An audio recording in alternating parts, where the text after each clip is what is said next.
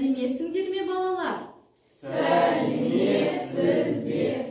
Жақсы балалар, бүгінгі сабақты жақсы көңіл күймен бастағымыз келеді. Сондықтан шеңберге шығып, барлығымыз бір-бірімізге жақсы тілектер айтайық.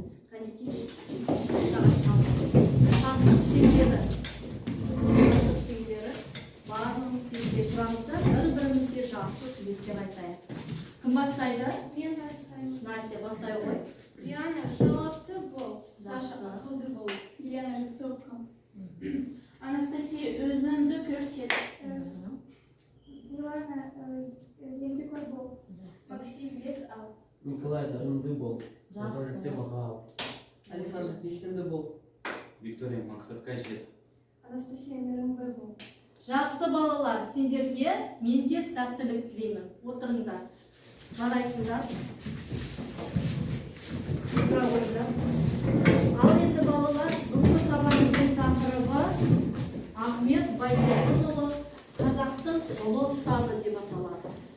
Бүгінгі сабақтың мақсаты танысып қояйық. Тыңдалған мәтіннің негізгі мазмұнын түсіну, ақпараттың шынайылығы мен нақтылығын анықтау.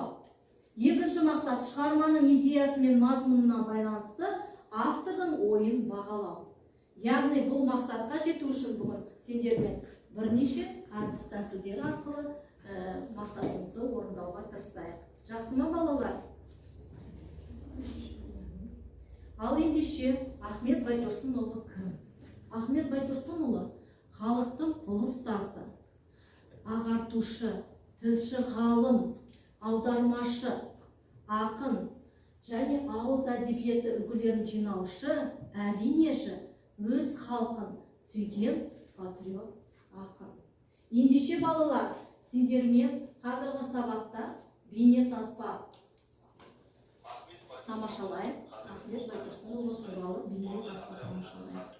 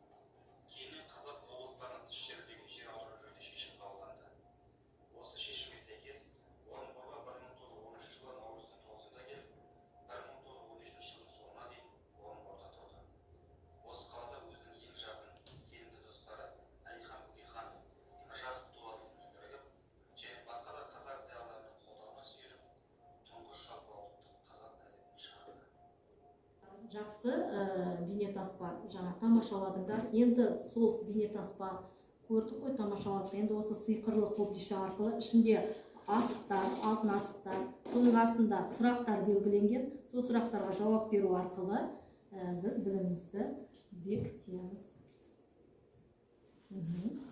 Төртінші сұрақ. Ахмет Байтұрсынұлы қандай газеттің редакторы болды, Максим? Қазақ газеті. Қазақ газетінің редакторы болды. Тоғызыншы. Ақынның елінің көзін ашу, халықтың көкірегін ояту мақсатында жазылған жинақ қалай аталады, Антон? Маса. Маса деп аталады. Жарайсың. Так, Виктория. Нешінші нөмір? Нешінші нөмір? 8. 20 ғасыр басында құрылған қазақтың ірі партиясы. Алашорда. Алашорда. Жарайсың. Настя. Настяға сөз беріледі. 5, да? 5. Ақын нешінші жылдары өмір сүрген? Нешінші жылдар? 1873-1938 жылы. Жылдары өмір сүрген. Жарайсың. Ал, Анастасия. Анастасия. Bir. Бірінші сұрақ, қырық мысалға енген өлеңдері кімнен аударған? Крылов'da. Крыловтан аударды. Кәнеки, Миланаға сөз беріледі. 11, я? 11. Роқа елінен атасы кім? Арғын тайпасының Шошақ. Шошақ, атасы Шошақ. Жарайсыңдар.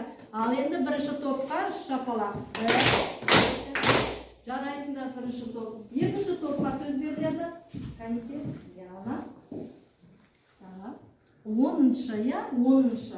Анасы мен бауырлары кімдер? Күлше. Бауырлары дейді.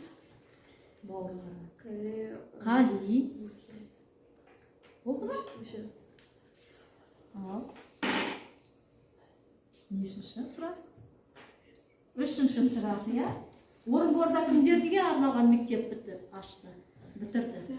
Мектеп бітірді, я? Мұғалімдерге арналған. Жарайсың. Лена жауап береді. 6-шы. 6-шы. Ахмет Байтұрсынұлы жабылған жала Үкіметке қарсы. үкіметке қарсы болған екен. Екінші. Екінші. Тұңғыш рет қазақ тілінде не жазды? Әліппе жазды. Әліппе жазған екен. Ал енді Санияға сөз береміз. Нешінші? 7. Ахмет Байтұрсынұлының әйелінің аты кім? Әйелінің аты кім? О, әйелі кім? Александр. Жақсы, жарайсыңдар. Екінші топқа да жақсы, жарайсыңдар балалар. Енді жаңа Ахмет Байтұрсынұлының біз мысалдарын білеміз, 40 мысал. Соның ішіндегі бүгінгі танысатын 2 шыбын және аққу шаян һәм шортан. Осы мысал бойынша қазір сендермен жұмыс жасаймыз, мысал бойынша. Кәнеки?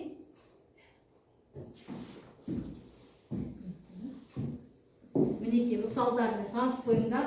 Ал балалар, сендермен постер жасап, осы мысалдың автордың өз қарасы, ол мысалдарда не туралы айтылған? Кәнеки, жұмыс жасаймыз. Постер ашып. Тезде жылдам жұмыс жасаймыз. Екі топқа жылдам жұмыс жасаймыз. Кішкене бір идеясын, тақырыбы қандай, тәрбиелік мәні қандай, не туралы, кім туралы жазғанын, кәнеки, үлкен қыз әдемдеп суреттейік.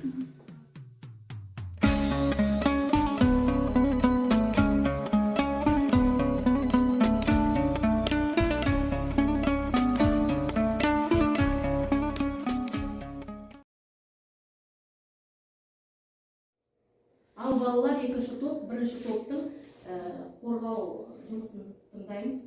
Аққу шортан һәм шаян. Авторы Ахмет Байтұрсынұлы. Шығарманың аты Аққу шортан һәм шаян. Аллегория образы аққу шортан шаян. Ой тұжырын мақал мәтел, бірлік болмай, тірлік болмас. Дұрыс, яғни бұл аққу шортан һәм шаян мысалында бесінде бірлік туралы екен, жақсы балалар. Ал енді екінші топ қандай баға береміз? Кәнеки, бағалайық бірінші топты. Жақсы, бес бармақ бойынша жақсы болады. Отырыңдар.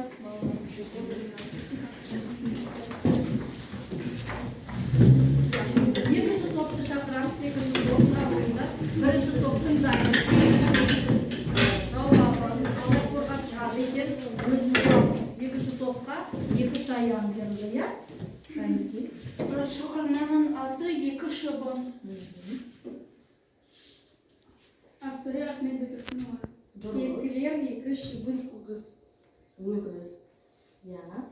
Автор еңбекке жалқау болмауға шақырады. Жалқау болмауға. Адамгершілік, қасиеттер шыбын, ал шап ұзыншыл өгіз еңбекқор.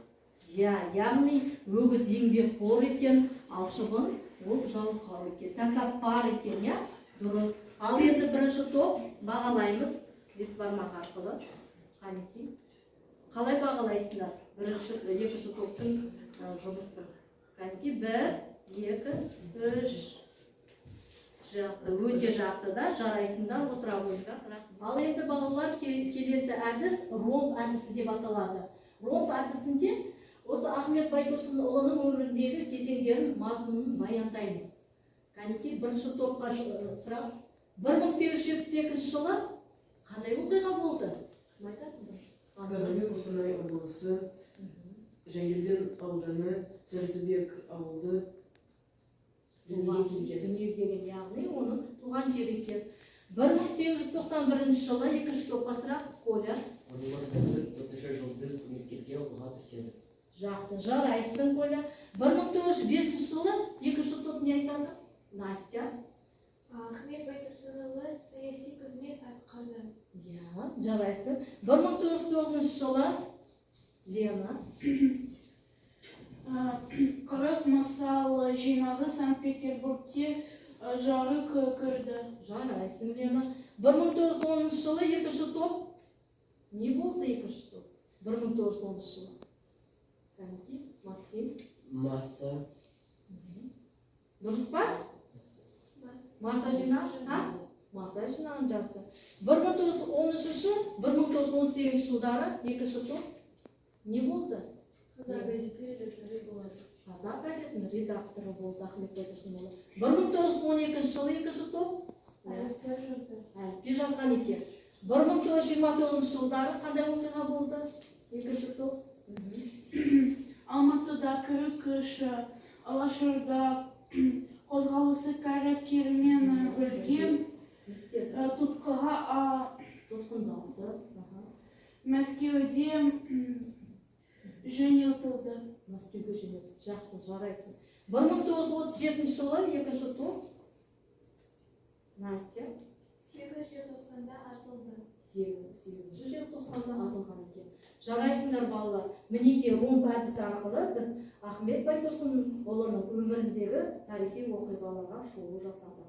Екі топ жарайсыңдар. Кәнекей бірінші топ, екінші топты геометриялық фигуралар арқылы бағалайық. Қандай бірінші топқа баға бересіңдер? Жоғары көтерейік, жоғары көтеріңіз.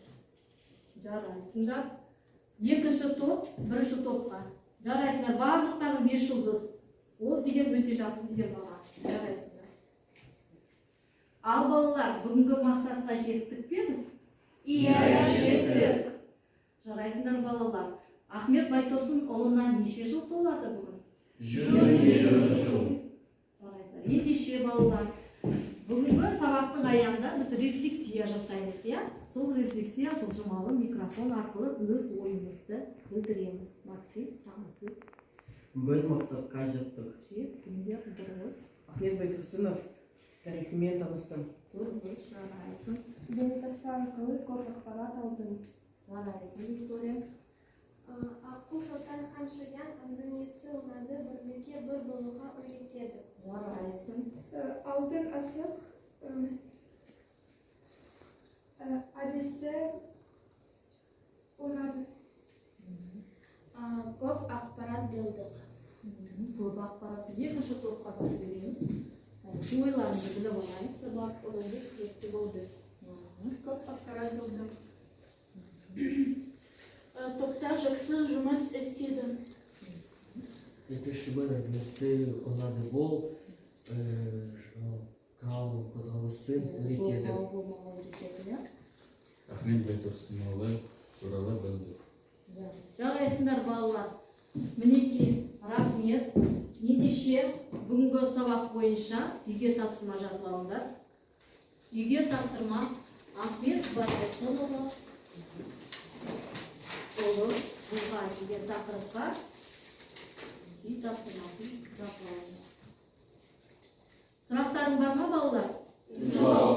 Осымен сабақ аяқталды. Сау болыңдар. Сау болыңыз.